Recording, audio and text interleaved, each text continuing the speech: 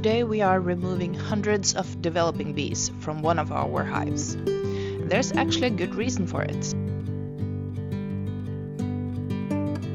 One of the biggest challenges beekeepers face is something called the Varroa mite. These tiny mites attach themselves to honeybees and reproduce inside the brood cell, where the young bees are developing.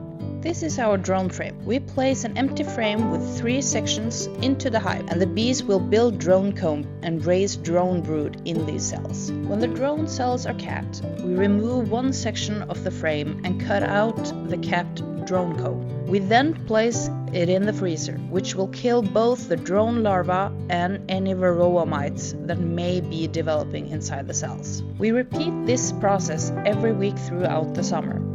Since Varroa mites prefer to reproduce in drone brood rather than in worker brood, this is an effective way to reduce the mite population without using chemicals. Drone brood removal is a common and widely used method of Varroa control here in Norway. It helps keep the colonies healthier and reduces the risk of mite-related problems later in the season.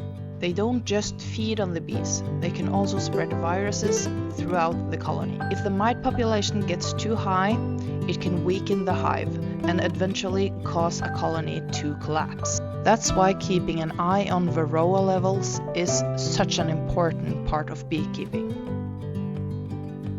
One interesting thing about Varroa mites is that they don't reproduce equally in all brood cells. They actually prefer drone brood over the worker brood. The reason is pretty simple. Worker bees takes about 21 days to develop, while drones take around 24 days. So from the mite's perspective, the drone brood is kind of the perfect nursery. Because of that, some beekeepers use drone frames like this one. The queen lays a lot of drone eggs here. The mites move in, and then before the drones emerge, the frame can be removed.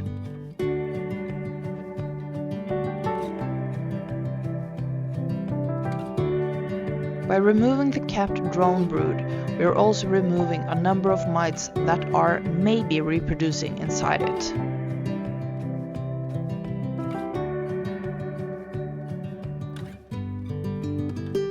We are still learning something new every time we open our hive, and today was no exception.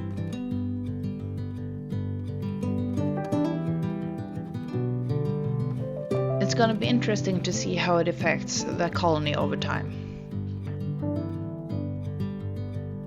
Do you remove drone brood in your hives, or do you prefer other methods of managing Varroa? Let us know in the comments. We love to hear what works for you. If you'd like to follow along as we continue building our apiary and learning about beekeeping, consider subscribing. Thank you for watching. We'll see you next time.